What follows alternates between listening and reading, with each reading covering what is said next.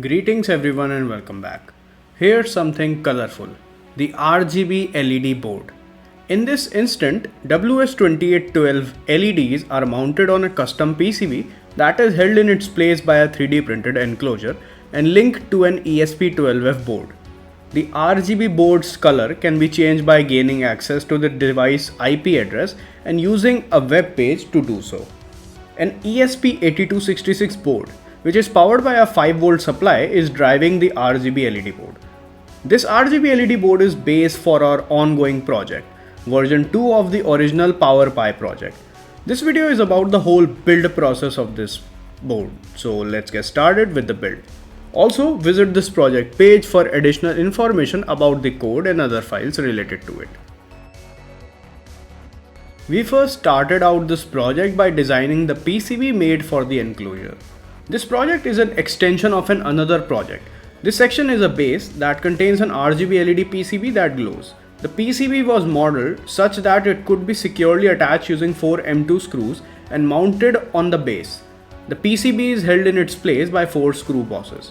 The idea here was to print the base part using a transparent PLA, so the LED illumination will fall directly on the inside face of base, illuminating the entire thing.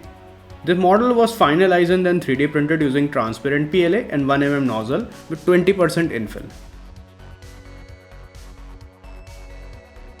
Regarding the electronics for this project, we need a microcontroller board with Wi-Fi connectivity because we plan to make an RGB board out of WS2812 LEDs that will be controlled by a web app. We use a good old ESP8266 board, the ESP12F to be exact, to drive 16 WS2812 LEDs all connected together. 1600NF capacitor was also used between VCC and ground. Each LED will have its own 100NF capacitor for smoothing out the input of LED. We will be using 5V as an input power supply, but the ESP8266 is a 3.3V device, which means we have to use the AMS1117 3V version to step down the 5V into 3.3V for the ESP to work properly without shorting. The ESP was then placed along with couple of 10K resistor connected to ESP boards according to its minimal configuration. After finalizing the schematic, we prepare the PCB file using the outline and the components for position provided by the CAD design of the board. The ESP8266 board and other SMD components were then positioned close to the bottom side of the board, while the RGB LEDs were positioned close to the border's edge. After completing the PCB design, we exported the Gerber data and sent it to PCBWay for samples. The order was placed for the white silkscreen LED board. After placing the order, the PCBs were received within a week and the PCB quality was pretty good. Over the past 10 years, PCBWay has distinguished themselves by providing outstanding PCB manufacturing and assembly services, becoming a trusted partner for countless engineers and designers worldwide. Their commitment to quality and customer satisfaction has been unwavering, leading to significant growth and expansion. You guys can check out PCBWay if you want great PCB service at an affordable rate and low price. Using a solder paste dispensing needle, we first attach solder paste to each component pad one by one. We are using the standard 37x63 solder paste here. Next, we pick and place all the SMD components in their place on the PCB using an ESD tweezer.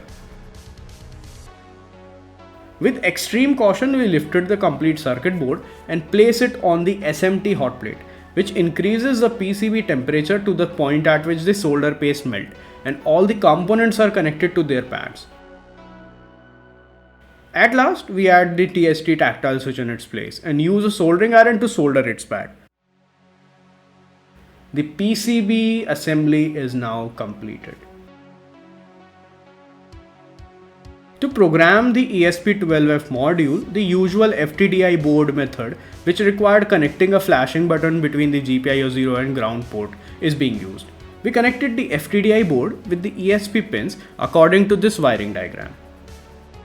During the uploading process, the ESP12F enter programming mode by long pressing the flash button first, followed by the reset button. Here's the test sketch that I have used first.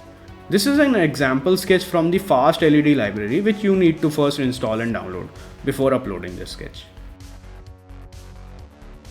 Now this was the main sketch. Using the same FTDI technique, we uploaded the main sketch into the ESP12F board after making sure that LEDs were working. Now this sketch is a web server sketch that allows the user to customize the LED board color by choosing from a broad color palette.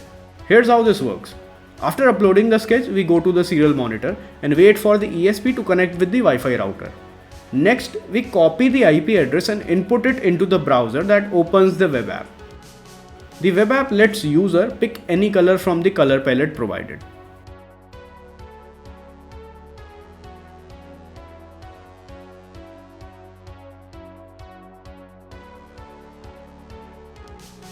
After finalizing the LED board and testing the RGB LEDs, we move on to the final step of this project, which is to assemble the whole setup together. The RGB LED board is positioned on the board screw bosses with the LED facing inside the face of the base. Using 4 M2 screws, we secure the circuit with 3D printed base.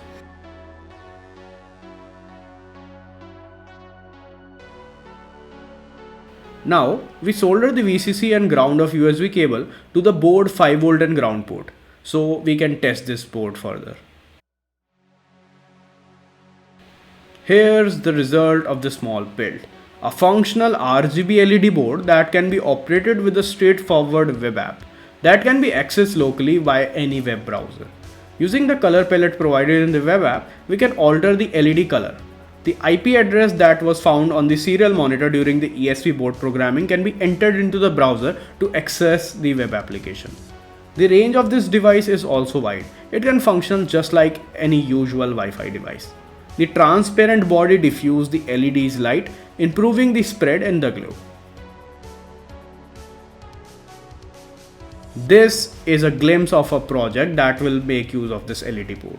The RGB LED board setup is the base of this project. It contains the RGB LED that illuminates the lower portion of this arrangement, giving it overall appealing vibe. The RGB LED board will have a steady 5V power source from the PowerPi project in order to function properly. Overall, this project is completed and need no further revision. A special thanks to PCBWay for supporting this project. Visit them to get a wide range of services including CNC and PCB services. And thanks again. And I'll be back with a new project pretty soon. Peace out.